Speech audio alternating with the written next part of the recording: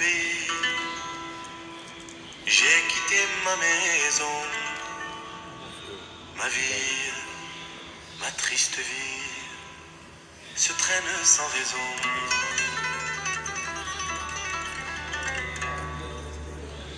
J'ai quitté mon soleil, j'ai quitté ma mer bleue,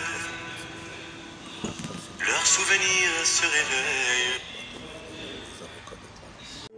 Bonjour, mesdames et messieurs, chers abonnés, chers collègues, chers juristes, je vous souhaite un bon week-end. Je vous remercie très infiniment pour votre attention et vos encouragements à cette chaîne, ainsi que je saisis cette occasion pour présenter toutes mes salutations au maître le bâtonnier de l'Ordre des avocats de Tanger, ainsi que tous les membres du conseil. Je souhaite et j'espère que ce grand sujet vous plaira et sera agréable à suivre. Il s'agit aujourd'hui d'un grand thème. Ça concerne les droits de l'homme et les libertés fondamentales. Tout d'abord, nous allons rédiger ou traiter ce thème sous forme de plusieurs parties, c'est-à-dire de façon raccourcie. C'est-à-dire on va parler un peu de façon brève de l'historique et son évolution, ainsi que de ses aspects et ses dimensions. Ensuite, on va traiter quelles sortes d'institutions spécialisées qui ont pour but la protection et le contrôle des droits de l'homme dans le monde. Et on va terminer enfin avec une conclusion. Ça concerne les avantages et les inconvénients, ainsi que les critiques et la non-application de ces textes relatifs aux droits de l'homme.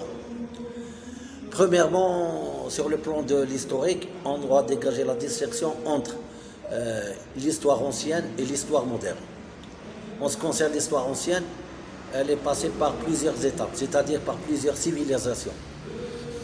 Il s'agirait d'abord de la civilisation arabo-musulmane, ensuite la civilisation gréco-romaine, ensuite la civilisation de plusieurs pays tels que l'Inde ancienne et les États-Unis d'Amérique, la Grande-Bretagne et d'autres pays, avec des théories.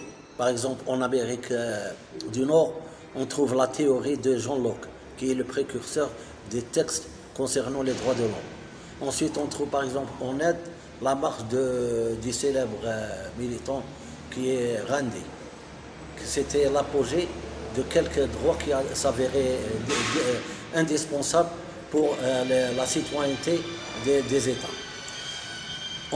Ensuite, on arrive à la Révolution française de 1789 qui a élaboré plusieurs symboles concernant les droits de l'homme et surtout avec le symbole de l'égalité, de la fraternité et autres.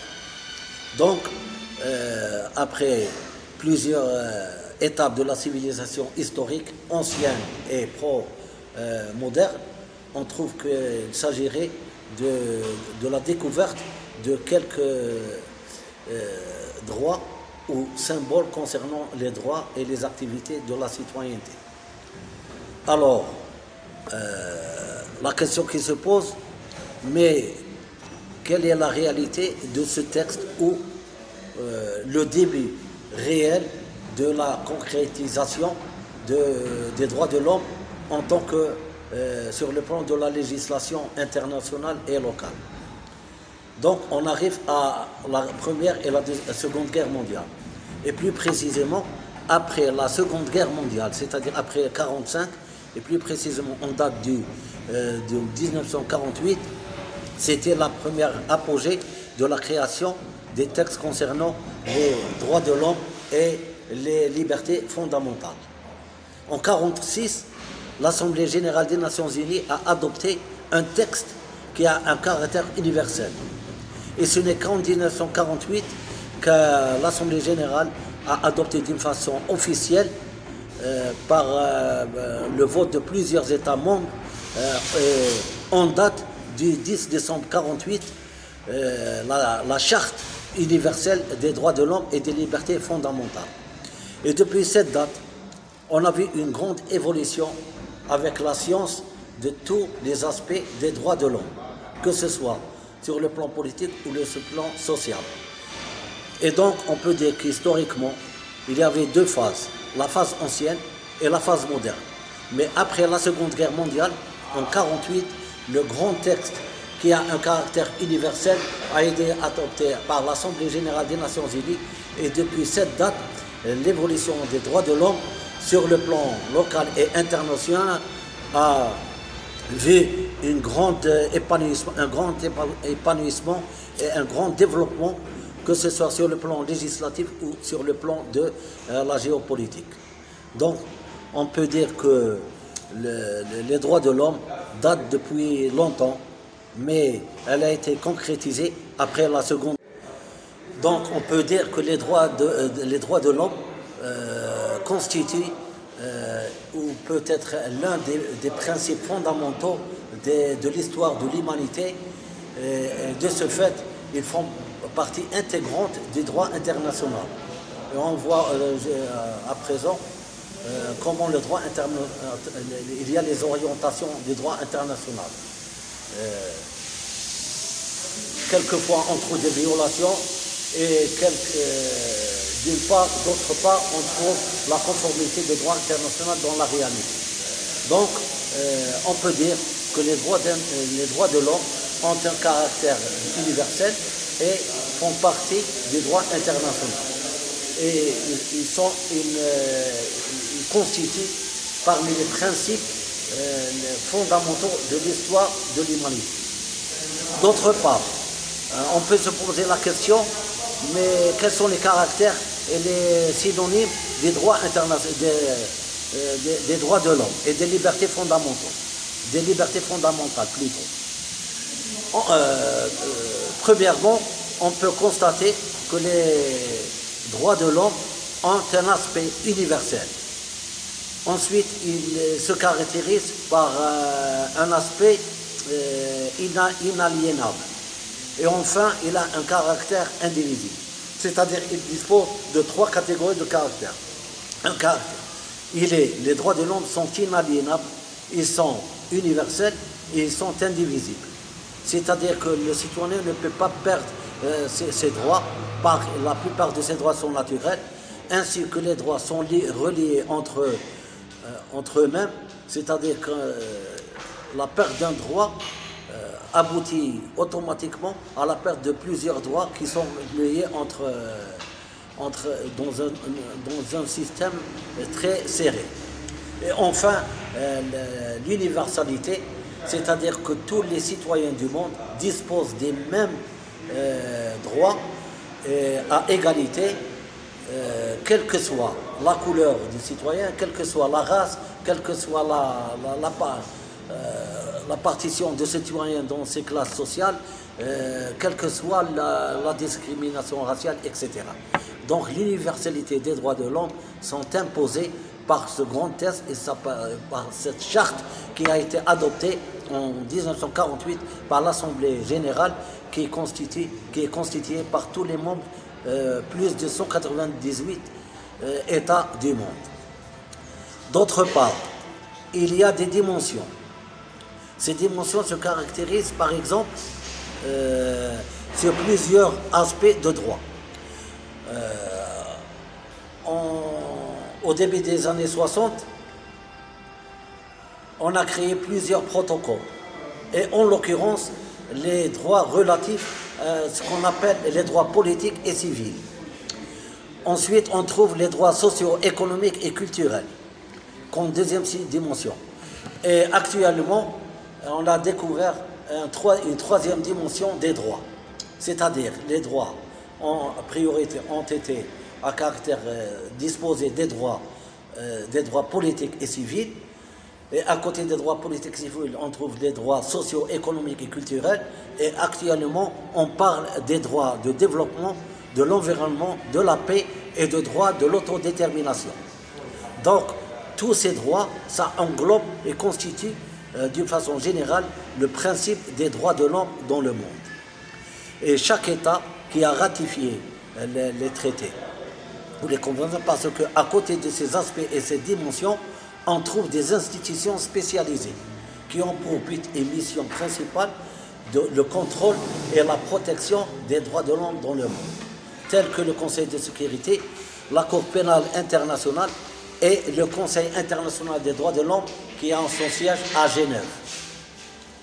Donc, d'une façon globale, on peut dire qu'il y a plusieurs dimensions, plusieurs catégories et aspects qui reflètent l'influence des droits de l'homme dans le monde. Donc on peut constater que les droits de l'homme constituent l'organe principal des Nations Unies et qui est protégé par des institutions spécialisées. Et parmi ces institutions spécialisées, on trouve le Conseil international des droits de l'homme qui a son siège à Genève. Et à côté de ces institutions des Nations Unies précitées, c'est-à-dire le Conseil de sécurité, la Cour pénale internationale et le Conseil international des droits de l'homme, on trouve des institutions et des cours et des chartes à caractère régional. Tout d'abord, on trouve la Convention et la Cour européenne des droits de l'homme qui a son siège à Strasbourg. Ensuite, on trouve la Charte africaine des droits de l'homme. Ensuite, on peut parler de la Convention américaine des droits de l'homme. Et à côté de ces chartes, des conventions et de cours, que ce soit américaines, africaines ou européennes, on trouve des ONG, c'est-à-dire des organisations non gouvernementales et les sociétés civiles qui activisent et qui demandent la protection des droits de l'homme dans le monde, avec des instruments tels que l'Amnesty International ou plusieurs groupements à caractère d'ONG.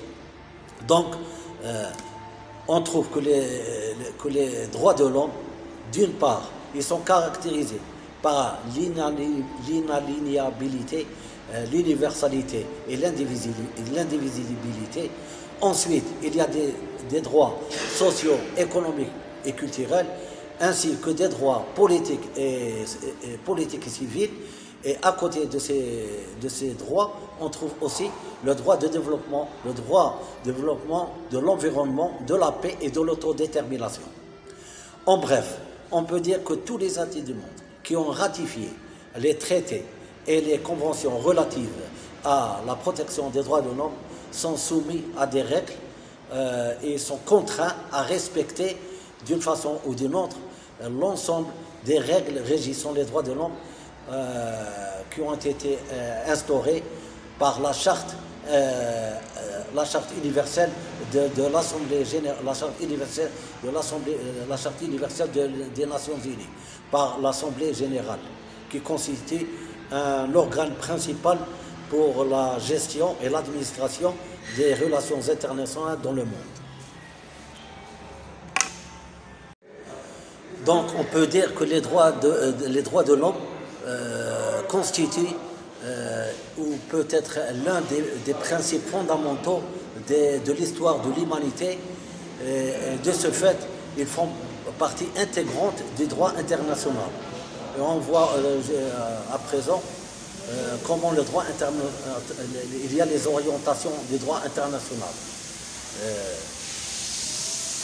Quelquefois, on trouve des violations et d'une part, d'autre part, on trouve la conformité du droit international dans la réalité. Donc, on peut dire que les droits de l'homme ont un caractère universel et font partie du droit international. Et ils constituent parmi les principes fondamentaux de l'histoire de l'humanité. D'autre part, on peut se poser la question, mais quels sont les caractères et les synonymes des droits des droits de l'homme et des libertés fondamentales plutôt. Premièrement, on peut constater que les droits de l'homme ont un aspect universel. Ensuite, ils se caractérisent par un aspect inaliénable. Et enfin, il a un caractère indivisible. C'est-à-dire qu'il dispose de 3 catégories de caractères. Les droits de l'homme sont inaliénables, ils sont universels et ils sont indivisibles. C'est-à-dire que le citoyen ne peut pas perdre ses droits, la plupart de ses droits sont naturels, ainsi que les droits sont reliés entre eux-mêmes, c'est-à-dire que la perte d'un droit aboutit automatiquement à la perte de plusieurs droits qui sont liés dans un système très serré. Et enfin, l'universalité, c'est-à-dire que tous les citoyens du monde disposent des mêmes droits à égalité, quelle que soit la couleur du citoyen, quelle que soit la race, quelle que soit la partition de citoyens dans ces classes sociales, quelle que soit la discrimination raciale, etc. Donc l'universalité des droits de l'homme sont imposés par ce grand test et par cette charte qui a été adoptée en 1948 par l'Assemblée générale qui est constituée par tous les membres, plus de 198 États du monde. D'autre part, il y a des dimensions. Ces dimensions se caractérisent par exemple sur plusieurs aspects de droit. Au début des années 60, on a créé plusieurs protocoles. Et en l'occurrence, les droits relatifs à ce qu'on appelle les droits politiques et civils. Ensuite, on trouve les droits socio-économiques et culturels, comme deuxième dimension. Et actuellement, on a découvert une troisième dimension des droits. C'est-à-dire, les droits, en priorité, ont été à caractère disposé des droits politiques et civils. Et à côté des droits politiques et civils, on trouve des droits socio-économiques et culturels. Et actuellement, on parle des droits de développement, de l'environnement, de la paix et de droits de l'autodétermination. Donc, tous ces droits, ça englobe et constitue d'une façon générale le principe des droits de l'homme dans le monde. Et chaque État qui a ratifié les traités ou les conventions, parce qu'à côté de ces aspects et ces dimensions, on trouve des institutions spécialisées qui ont pour but et mission principale le contrôle et la protection des droits de l'homme dans le monde, tels que le Conseil de sécurité, la Cour pénale internationale et le Conseil international des droits de l'homme qui a son siège à Genève. Donc, d'une façon globale, on peut dire qu'il y a plusieurs dimensions, plusieurs catégories et aspects qui reflètent l'influence des droits de l'homme dans le monde.